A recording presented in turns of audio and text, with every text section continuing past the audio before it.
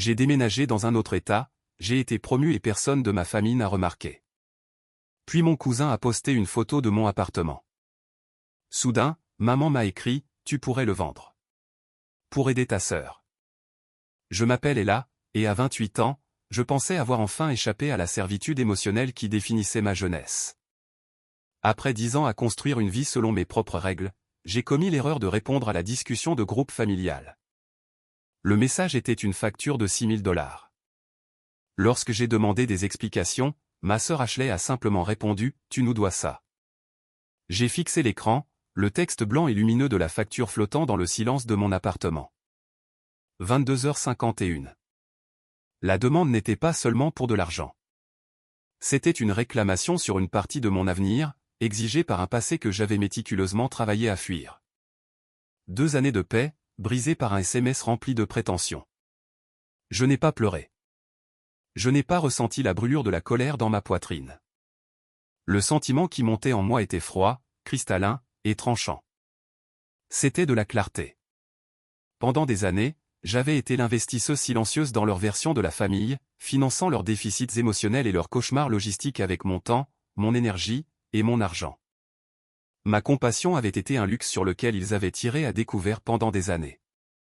Ce soir, le compte allait être clôturé. Je me suis dirigé vers mon bureau à domicile, et j'ai ouvert mon ordinateur portable. La lueur de l'écran illuminait mon visage, mais je ne ressentais rien.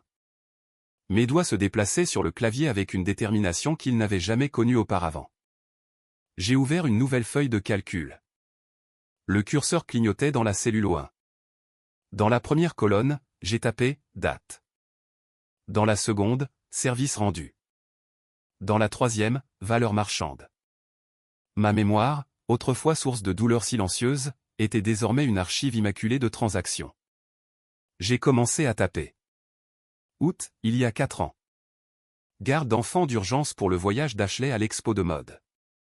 J'ai comptabilisé 72 heures au tarif d'une nounou professionnelle de $25 l'heure. Soit 1800 $. Noël, il y a 3 ans, commis d'inventaire et d'expédition non rémunérés pour la ruée des fêtes d'Ashley. J'ai comptabilisé 40 heures. Un spécialiste de la logistique gagne au moins $20 de l'heure, soit $800 de plus. La liste s'allongeait. Conduire maman dans 5 magasins différents pour les rideaux d'Ashley. J'ai facturé cela comme un service de chauffeur personnel. 5 heures à $50 l'heure. $250. Les $2000 que j'ai prêtés à Ashley pour la conception de son premier site web. Une dette qu'elle a commodément oubliée dès que le site a été mis en ligne. Les $800 que j'ai payés pour réparer la voiture de papa il y a 2 hivers, quand il ne pouvait pas payer la réparation. J'ai ajouté les billets d'avion pour des urgences familiales qui n'en étaient jamais, les dîners traiteurs que j'avais payés et qu'ils ont à peine reconnus, les cadeaux de fin d'études, les cadeaux d'anniversaire. Et le travail émotionnel constant et épuisant consistant à être leur résolveuse de problèmes, disponible en permanence. J'ai attribué une valeur prudente à tout. Ce n'était pas une vengeance. C'était de la comptabilité. À 23h58, j'ai cliqué sur la fonction somme. Le chiffre final brillait au bas de la feuille de calcul. 14 250 $. J'ai enregistré le fichier sous le nom « Grand Livre Famille Clark, impayé.pdf ». Je suis retourné à la discussion de groupe familial. Le message d'Ashley était toujours là, expectant et exigeant. J'ai appuyé sur l'icône du trombone, et j'ai joint le PDF. Puis j'ai tapé une seule phrase calme, concernant votre facture de $6 000. Veuillez consulter le relevé ci-joint de votre solde impayé envers moi. Une fois ma facture, bien plus importante, réglée en totalité, je serai heureuse de discuter de l'ouverture d'une nouvelle ligne de crédit pour vous. Termes et conditions à déterminer. J'ai appuyé sur envoyer à minuit 3. Mon téléphone s'est immédiatement mis à vibrer, une crise frénétique de bourdonnement sur le comptoir en marbre. Ashley, maman. Puis papa, un participant rare. Une rafale de notifications a illuminé l'écran. Qu'est-ce que c'est? Est-ce une blague, Ella? Tu dois m'appeler tout de suite. Je n'ai répondu à aucun d'entre eux. J'ai mis mon téléphone sous silence et je me suis versé un verre d'eau, ma main parfaitement stable. Je me suis frotté les yeux, essayant d'invoquer une once de culpabilité ou de regret, mais il n'y avait que de la clarté. Ils n'étaient pas choqués par ce qu'ils avaient fait. Ils étaient choqués que je leur ai enfin envoyé la note. Ce n'était pas une dépression nerveuse. C'était un bilan comptable. Et pour la première fois de ma vie, j'étais du bon côté du grand livre.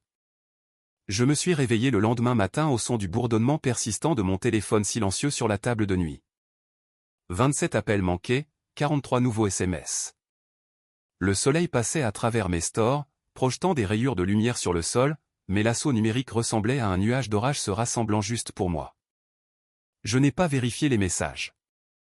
Je n'en avais pas besoin. Je connaissais déjà leur contenu par cœur, un scénario rotatif d'incrédulité, d'indignation et d'accusation d'égoïsme. Au lieu de cela, j'ai fait du café, l'arôme familier m'ancrant dans le présent, dans cette vie que j'avais construite pour moi-même, brique par brique douloureuse. Alors que le café infusait, les souvenirs qui avaient alimenté la feuille de calcul de la veille ont commencé à refaire surface, non pas comme des blessures douloureuses, mais comme des preuves froides et tangibles. Je me suis souvenu d'être debout dans la cuisine de mes parents, il y a 2 ans. L'odeur du poulet rôti et de la tarte aux cerises était épaisse dans l'air. De la nourriture que j'avais passé toute la matinée à préparer. J'ai eu une promotion, avais-je annoncé à la pièce. Ma voix était claire, mais pas forte.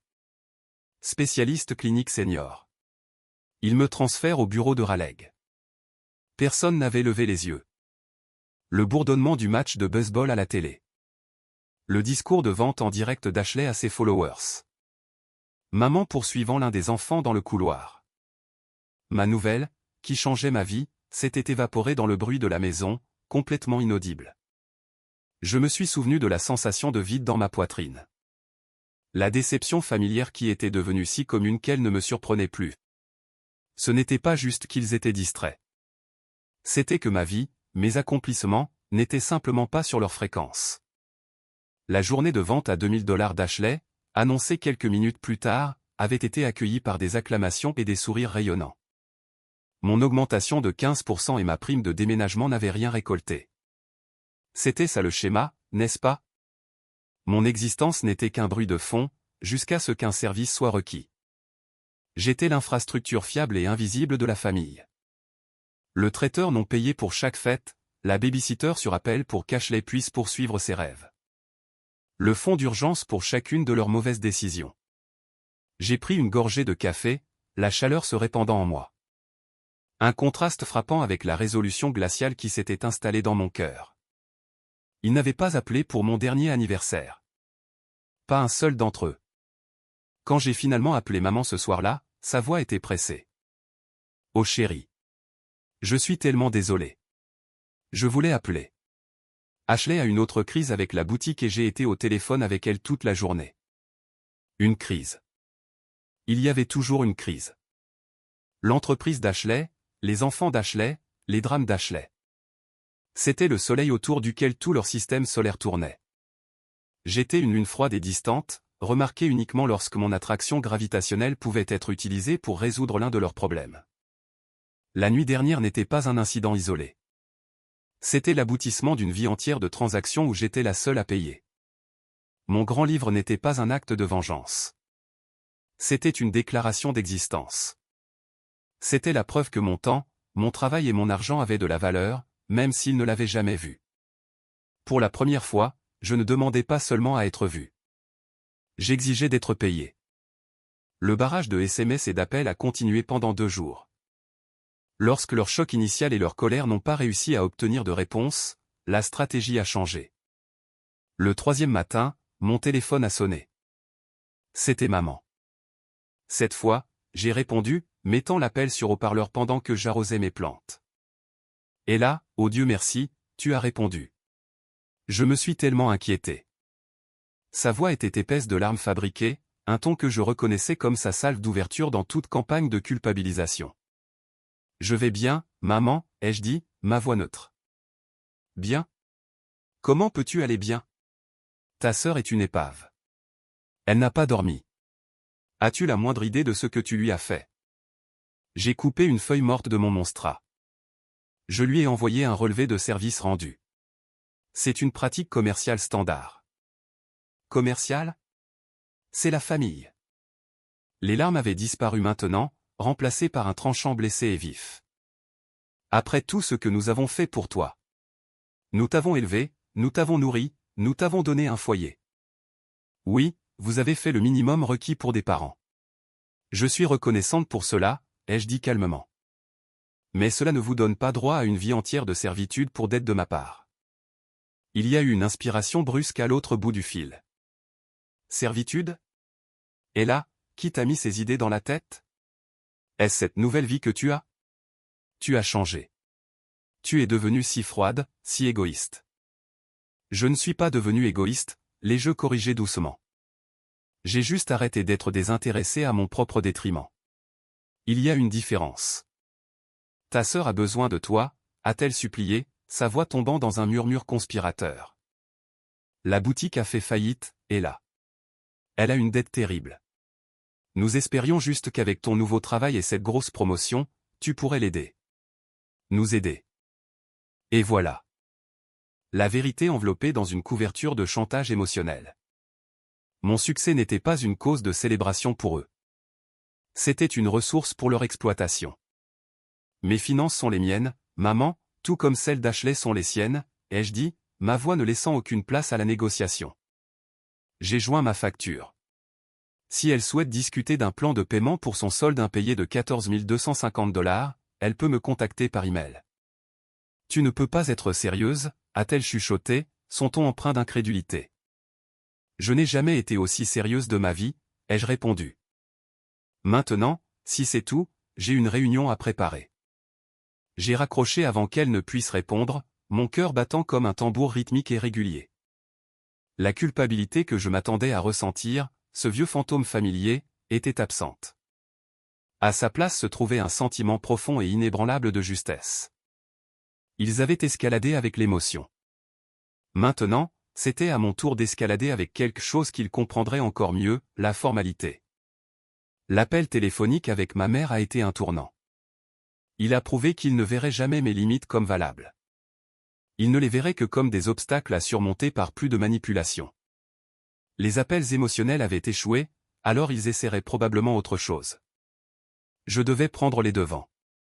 Cet après-midi-là, j'ai passé 1 heure au téléphone avec une avocate spécialisée en droit de la famille et en harcèlement. J'ai expliqué la situation avec le même détachement clinique que j'avais utilisé pour construire ma feuille de calcul. J'ai raconté les années de demandes financières et émotionnelles, la récente facture de 6 000 $, et la campagne subséquente d'appels et de messages. Il semble que vous ayez besoin d'établir une limite claire et juridiquement défendable, a déclaré l'avocate, une femme nommée Maître Albright, sa voix nette et professionnelle. Une lettre de mise en demeure fermement formulée est la première étape appropriée. Cela les avertira formellement que tout contact ultérieur, en dehors de la correspondance écrite concernant le règlement de leur dette envers vous, sera considéré comme du harcèlement. C'est exactement ce que je veux, ai-je dit. Maître Albright a rédigé la lettre le jour même. C'était un chef-d'œuvre de prose juridique glaciale. Elle référençait des dates et heures spécifiques de leurs contacts indésirables.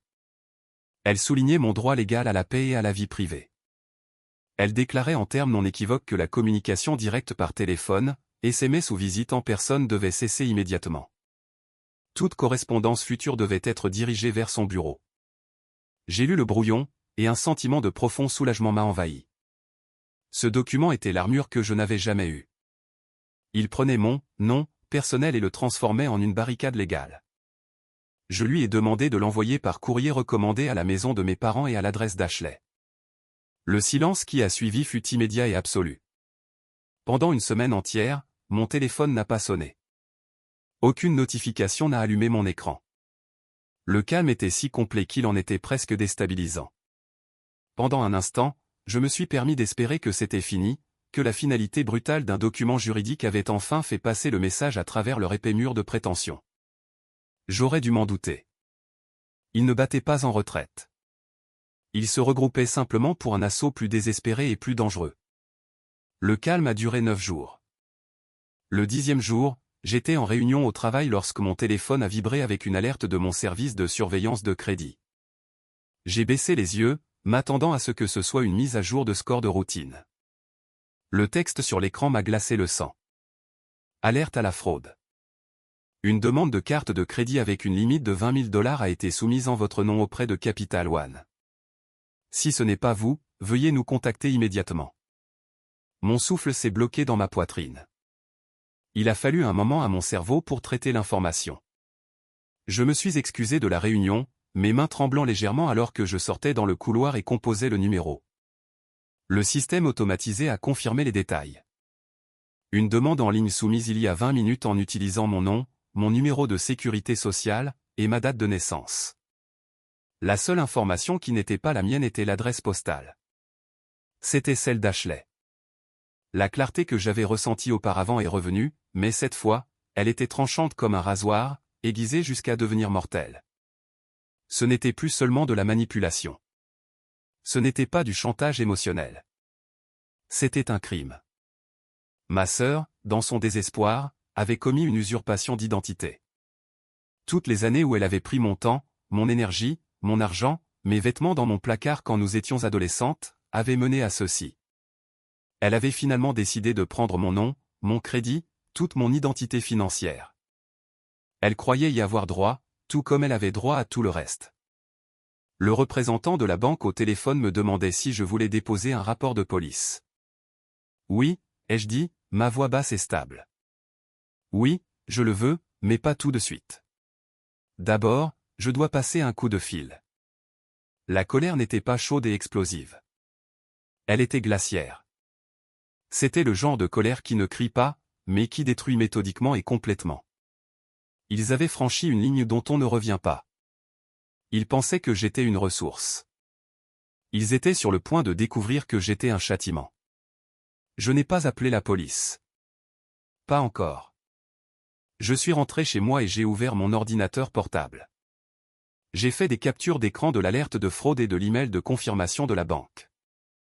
J'ai sauvegardé l'enregistrement audio de mon appel avec le service des fraudes. J'ai rassemblé mes preuves comme un procureur montant un dossier inattaquable. Puis, j'ai lancé une conférence téléphonique avec ma mère, mon père et Ashley. Il leur a fallu un moment pour réaliser qu'ils étaient tous sur la même ligne. Qu'est-ce que c'est, Ella, a demandé ma mère, sa voix méfiante. Je suis contente de vous avoir tous en même temps. Ça m'évite de me répéter, ai-je commencé, mon ton aussi plat et stérile qu'un couloir d'hôpital. À 14h17 cet après-midi, quelqu'un a demandé une carte de crédit Capital One avec une limite de 20 000 $ en utilisant mon nom, mon numéro de sécurité sociale et ma date de naissance. La demande indiquait l'adresse postale principale comme étant le 123 Oak Street. Silence. Je l'ai laissé s'étirer, épais et suffocant. Je savais que c'était l'adresse d'Ashley. Il le savait aussi. Ashley, ai-je dit, ma voix baissant. Tu avais quelque chose à me dire? Un sanglot étouffé est venu de son côté de la ligne. Je ne savais pas quoi faire d'autre. On est désespéré, et là. J'allais rembourser. Tu as commis plusieurs crimes, ai-je déclaré, coupant court à son excuse pathétique. Usurpation d'identité, fraude à la carte de crédit. Tu étais prête à ruiner mon avenir financier pour résoudre ton problème temporaire. Et là, ma chérie, mon père a finalement parlé. Sa voix était tendue. C'est ta sœur. Elle a fait une erreur. Ce n'était pas une erreur, ai-je claqué, la glace dans ma voix se fissurant juste assez pour montrer la fureur en dessous. C'était une décision calculée, et elle a des conséquences. J'ai fait une pause, laissant le poids de mes mots atterrir. Donc, voici ce qui va se passer. Je vous présente deux options. Vous avez une minute pour décider laquelle vous prendrez. Des options, a chuchoté ma mère. Option A, ai-je dit, c'est que vous soyez tous les trois au bureau de mon avocate demain matin à 9h. Vous signerez un document juridiquement contraignant, un accord de dissociation familiale. Il stipulera que vous ne contacterez plus jamais moi, mon lieu de travail, ou l'un de mes amis par quelque moyen que ce soit, pour quelque raison que ce soit. Il reconnaîtra également votre dette de 14 000 $ envers moi, que j'accepterai d'effacer en échange de votre absence permanente et totale de ma vie. Si vous choisissez cette option, je ne porterai pas plainte. J'ai laissé cela pénétrer. Et l'option B, a demandé papa, sa voix à peine audible. Option B, c'est que je raccroche ce téléphone, que j'appelle le département de police de Raleigh et que je remette mon dossier de preuve. Un mandat sera émis pour l'arrestation d'Ashley. Elle risquera des années de prison, et je ferai tout ce qui est en mon pouvoir pour m'assurer qu'elle soit poursuivie avec la plus grande rigueur de la loi. Vous avez 50 secondes pour choisir. L'autre bout de la ligne était un mélange chaotique de murmures paniqués et de sanglots. Ils avaient passé toute ma vie à détenir tout le pouvoir, utilisant mon amour et mon sens du devoir contre moi.